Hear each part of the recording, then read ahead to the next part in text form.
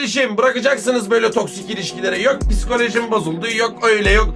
Annem izin vermiyor, babam kızıyor. Seven insan karşılıksız, koşulsuz her şekilde, tamam mı, yanında olur. Bırakın amına koyayım, yok bir ara mı versek, ben derslerime çalışamıyorum. Ya amına koyayım, bunların hepsi yalan dolan dostlar. Bir insan sizi gerçekten seviyorsa, hakikaten bir kadın ya da bir erkek sizi gerçekten seviyorsa, işin ucunda cehennem olsun gelir amına koyayım.